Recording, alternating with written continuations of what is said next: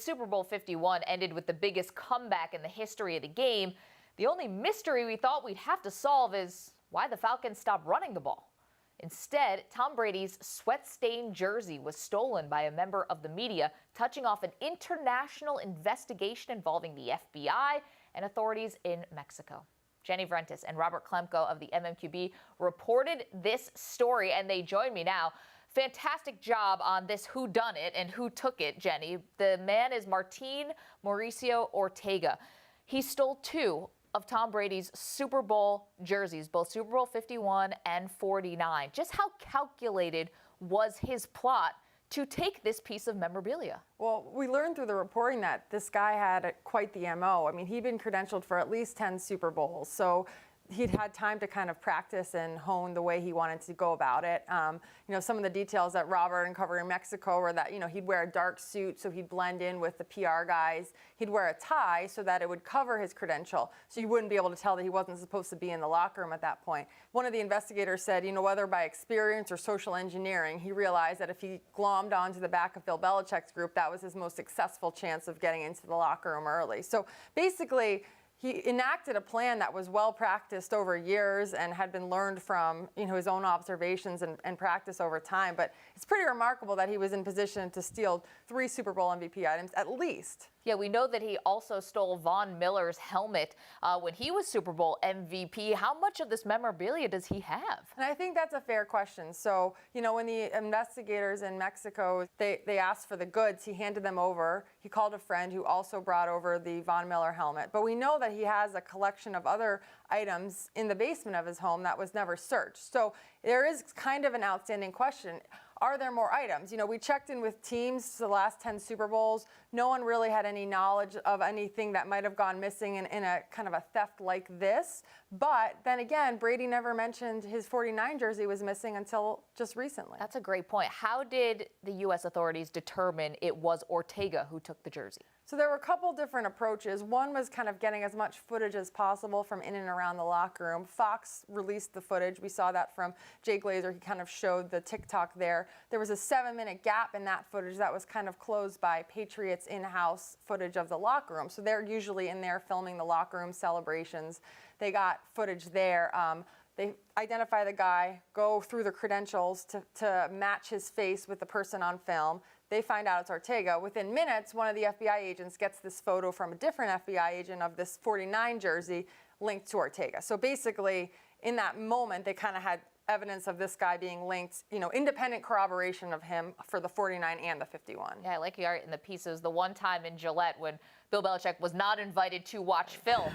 Robert, how did the Mexican authorities respond when they learned that it was a Mexican citizen who had stolen the jersey? Well, it's a multifaceted thing because Mexico at the moment is in the middle of a drug war, a deluge of crime and violence following the extradition of El Chapo, the famed drug lord of the Sinaloa cartel. So they had their own problems at the time that they're constantly working with the American government to solve. At the same time, a lot of Mexicans in and out of the government were very embarrassed by this. A lot of them feared when they heard this news that it would be a Mexican journalist who did it because they're worried about the stain on the reputation of the country and of their people in the eyes of Americans. So the Mexican government really wanted to solve this thing, and kind of cover all their bases. And in this PR storm, before it really blew up, where it gets complicated is that they did not really understand the value of American sports memorabilia, which in some ways makes this a perfect crime because Ortega was able to steal things from the United States that had immense value here, and then when he takes them back to Mexico, they don't carry the same weight. So that's how he was able to, avoid being arrested because in Mexico, Tom Brady's jersey, it could be argued that it's a $200, $250 shirt, whereas here it's worth $500,000. You talk about the raid on Ortega's home when the police came, Mexican authorities came to retrieve the items. Is there a sense for why they did not want to execute the search warrant and see what else Ortega may have in his basement? Well, because this guy was such a big memorabilia collector and really had created a small business based on the things that he'd bought and enhanced with autographs, or the things that he'd probably stolen. The Mexican government didn't really know what was legitimate merchandise and what wasn't. If there's not police reports and claims on any of these things other than the Tom Brady jerseys, then there's not a lot that they can do. Jenny, the NFL has said they're not going to make sweeping changes to their security protocols, even in light of this information. Why not? Well, I think there's a little bit of a view as one bad apple and don't let it ruin the bunch here. I mean, I think what Roger Goodell, when he spoke to Peter King on his podcast about this subject, said probably not sweeping changes, probably not in terms of credentialing. One thing that maybe changes is security in and around the locker room. And that would make sense. I mean, really, if you look at where the security breach was, it was letting this guy, into the locker room. His credential was never checked. I'm not sure how he got on the field after the game, and certainly how he got past security, in the tunnel and into the locker room. I guess that was where the security breach happened. Now, you could argue, why was this person credentialed in the first place? Robert, in his reporting, learned that he wasn't writing anything from the Super Bowl. There were articles with his name on them, but someone back in Mexico City had put them under Ortega's name so that he wouldn't draw any suspicion. So I do think the security in and around the locker room is something they'll turn attention to. Robert, we know that Ortega has been banned now from ever covering another NFL event again, but he's not going to face any criminal charges. You outlined it a little bit, that the value of the jersey is much more in the United States than it is in Mexico, but why is he not facing any repercussions, even though he admits that he took the jersey? Well, I think a lot of it has to do with Tom Brady. He didn't want to prosecute this thing, and the Mexican government didn't see any value in getting into a lengthy prosecution with a guy whose lawyer is going to argue that it's a $200 shirt. I don't think the Mexicans had any incentive to do it, because it was a potential embarrassment for this guy to get off with a tiny penalty for something that was seen as such a great crime in the United States. They weren't going to extradite him because it didn't meet the threshold for extradition. And sometimes they'll say, okay, we'll put a warrant out and we would arrest him if he ever came into the U.S. But right now, his visa has been revoked, so he's not coming into the U.S. So basically, there's not really a logical procedure in place for that to move forward. It's an unbelievable story that took you guys, well, it took you, Robert, south of the border. Jenny, all the reporting that you did, Robert, that you did, I mean, it's just a fascinating tale, really. It reads almost like it's a novel. Jenny Vrenches and Robert Klemko, thanks so much. Thanks for having us. Thanks.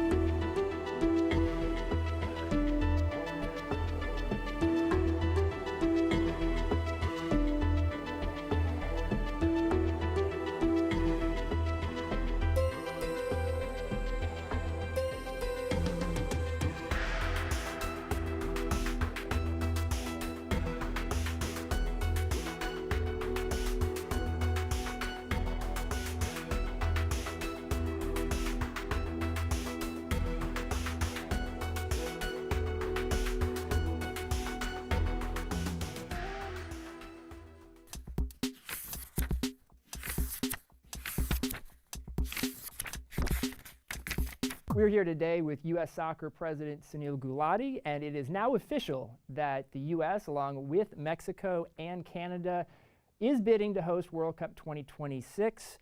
Sunil, very basic question. Why does the U.S. want to host the World Cup again? Well, I think that's an easy one. The spectacular success of '94, what it did for the game, and the growth and starting of MLS, what it's done for the game more generally. It's a terrific event and can only help us further develop and accelerate the development of the sport in the United States. FIFA Council announced last October that Europe and Asia could not bid to host World Cup 26 after having hosted the previous 2 World Cups. Do you expect that those rules will still be in place when the vote takes place for who hosts this World Cup. Absolutely, those are the rules. The only amendment to that is if no one that bids can meet the technical standards of FIFA, then they have the possibility to open it up. That won't be the case here. We will meet the technical standards of FIFA. And who do you expect your competition to be for this World Cup bid? South America generally has said they're not planning to bid, so I don't know if anyone from there will change their mind. So it's Africa. Africa can bid, and the one country that has bid in the past and has talked about it, at least by third parties, is Morocco. We don't know if they'll bid yet or not, or who else might bid. As recently as December, the U.S. Soccer Board was still a little undecided about whether they wanted to share this World Cup bid with other countries. What changed? Why did the decision come to share the World Cup bid? You know, there's always been some disagreement about that and the best way to move forward. And in the end, the three things I think that mattered to me and to U.S. Soccer, one was being pragmatic, that we increase the likelihood that we host the World Cup, even if it's not 100% of it. We think we had a strong bid regardless, but with Mexico and Canada, it becomes stronger. Two is it helps regional soccer, regional football. Helps Canada, Mexico, and us all grow. That's important to CONCACAF, important to us.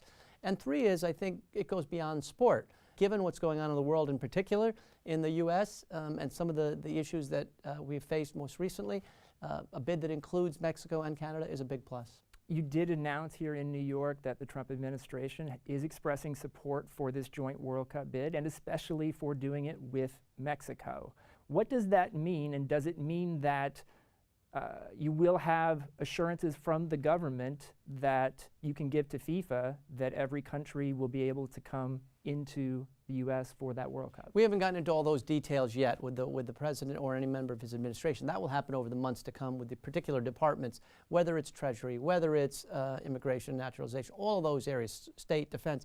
A lot of different departments of the government are involved in any successful bid and then putting on a World Cup or an Olympic Games. What we have today is an absolute commitment of support from the President of the United States for this joint bid. He encouraged us to do it, is supporting the bid, and was actually, as you mentioned, very supportive and especially pleased that Mexico is going to be part of it. Those are all big pluses for us. 2026 is a ways away. It's 9 years. Teams that host the World Cup have often done well in those World Cups. Do you think the U.S. will be in a position to compete to win World Cup 2026? You know, whenever I talk to our players, every time they step on the field, no matter who we're playing against, they want to win, and they think they're capable of winning. So you don't enter competitions to finish second, and that's true in Russia, it's true in qualifying. So I'm not going to sit here and say we could win the World Cup. No one does that, and there's so few countries that have done it. But obviously, as we continue to get better, and we're hosting, hopefully, then the sky's the limit. Sunil Gulati, thanks and good luck. Thank you. Pleasure to be here.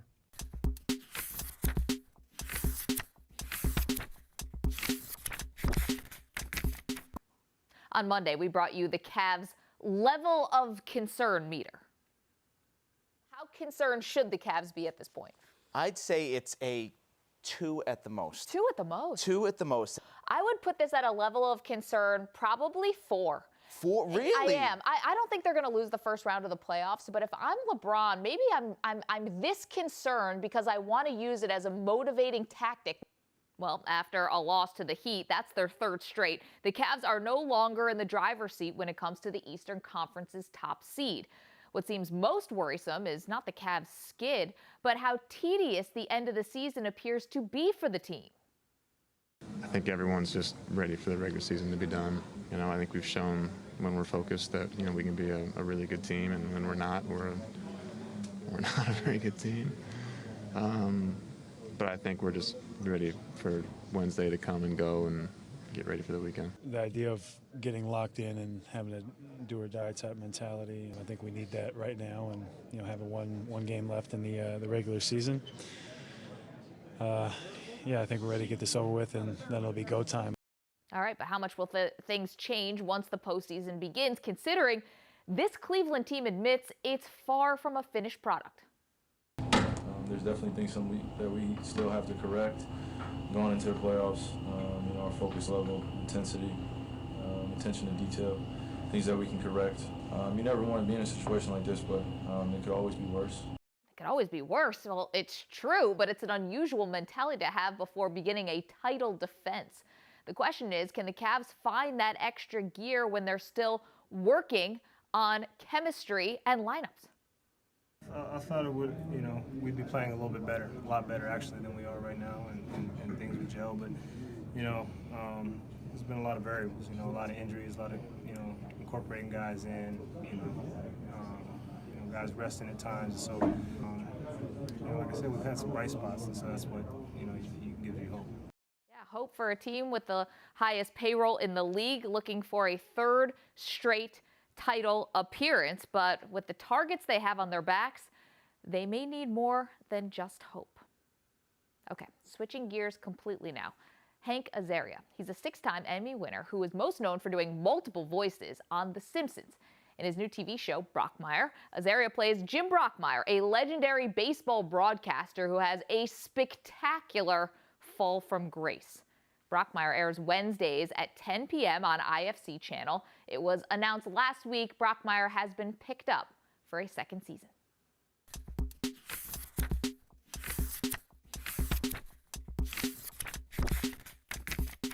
Emmy-winning actor, producer, comedian, Hank Azaria. Okay, you play Jim Brockmire. Now, this is basically a broadcaster, and you are a broadcaster no matter where you are. Whether you're calling a game, whether you're in your private life, it doesn't matter what's happening. You are using the voice. Have you ever used one of your either Jim Brockmire or a character voice to do something ordinary, like order a pizza or make a dinner reservation? My poker buddies get amused. We usually order Chinese food at the poker game, and they enjoy it when different characters order the Chinese food. I've ordered as Mo the bartender, I've ordered as Police Chief Wiggum, I've ordered as Jim Brockmire. What does Jim eat? Jim goes for the moo goo gai pan because it's a lot of fun to say moo goo gai pan. It was Jim Brockmire. Of course. I don't even want to eat it, don't even like it, but I just have to do it. It's too good. It's like contagious. I feel like now I want to do it because I understand where you're coming from. If you've listened to a lot of sports in your life and a lot of baseball, you have an idea of who this person is, Jim Brockmire. Well, to me, it's very authentic. It's the voice that I remember, the generic, it's not anybody specific, but it's the generic baseball announcer voice that seemed like the default setting baseball announcer voice that was especially prevalent in the 70s.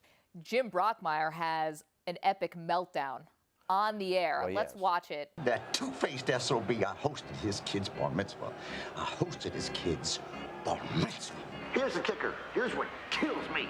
My wife Lucy has the stone. She has the unmitigated gall to turn to me and tell me that she is a sexual astronaut. I mean, what is that? What does that even mean? I mean, granted, Bob Greenwald's might be as big as the moon. That does not mean that my wife has been to outer space, okay? We rarely see announcers obviously lose it in this fashion. If there was an announcer you'd like to see go off the rails, do you want to know what it's like to hear Vin Scully have a meltdown? Well, no, that would be like somebody defacing Mount Rushmore. I think that would be too traumatic. It would be fascinating. There have been some guys who've had some problems over the years, right? Maybe not exactly that way, but Marv Albert was somebody who went away and came back. And we had, Jim Rome took it in the face. Literally? From Everett. And but the idea was, what do these guys always sound like this? Not only when they're broadcasting, but when they're ordering dinner, when they're fighting with their girlfriends, when they're having sex with their good lady wives. Do they still sound like this? Do they dirty talk this way? And then when they have a meltdown, when they're wasted, when they're on drugs, when they're losing their minds, do they still talk like this? Because it's funny. And also, you can always go back to the pitch count, which is what, the baseball announcer, this is like the crutch, you just need to change the subject. You need to just wrap something up. You just go back to, and the 2-2. Well, I worked with Harry Shearer on The Simpsons for a long time, who does an unbelievable Vin Scully, an unbelievable Keith Jackson. And in one of the episodes of Brockmire, there's a flashback to young Jim listening to Vin Scully, which is actually Harry Shearer doing it in the show. And you cannot tell the difference, and you haven't been able to for years. Harry pointed out that these guys can pretty much say anything they like as long as they give the count afterwards. And I grew up, I was a Met fan, but listening to Phil Rizzuto do the Yankee games, and especially in late games, back then the Yankees were out of it usually by halfway through the season.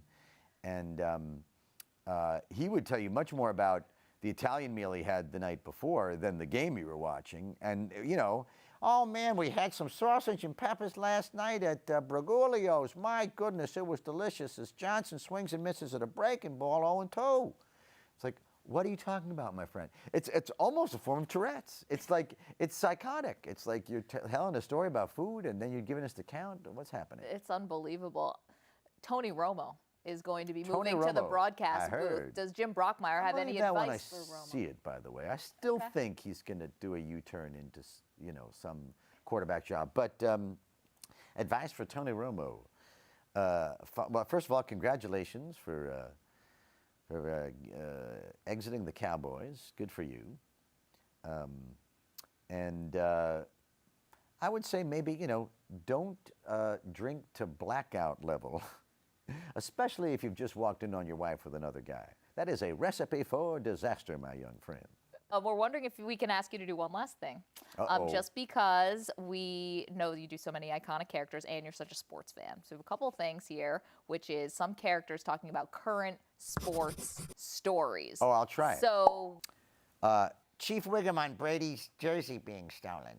Well, apparently it was a guy in Mexico, wasn't it, who took the jersey, and Tom Brady's. You know what about Tom Brady? He's too handsome to be a quarterback. I feel if I ran into Tom Brady, I'd arrest him on the grounds of being too handsome. Deflategate, first of all, is wonderful to say as Professor Frink. It sounds like what happens when he hurts his knee. Oh, here I am. Deflategate, that'll hurt my flavic. Yes, well, Deflategate, of course, was cheating, and that's all the Patriots really do is cheat. And I don't say that just because I am a Jets fan. Those are scientific facts, everything I just said. These are both guys who are extraordinarily selfish, okay? Millionaires, selfish millionaires, all right? That's what I call them. That's what I call the whole league. It's not the NBA to me. It's the NSM, the National Selfish Millionaire Association, NSMA. It's all about me because my child has walked, so now they look at me. Everybody enjoy me. My child has taken his first steps. And somehow I must take credit for this. This man should be quiet, Lavarbol. Let your son live. Let him breathe. My goodness. My theory is that Noah Syndergaard named himself Thor. Because he was very suspicious the way he grew his long hair and then donned the iconic Marvel comic superhero Halloween costume. I also think that he got wind that Chris Berman was gearing up to call him Noah Syndergaarder Belt or some such nonsense, so he did a preemptive strike and named himself Thor. Hank, thank you so much. Congratulations again on Brockmire. What started as this Funny or Die video years ago has now become just a sensation. It's really, really fantastic. Congratulations. Thank you. Thanks a lot. 10 p.m. IFC Wednesdays.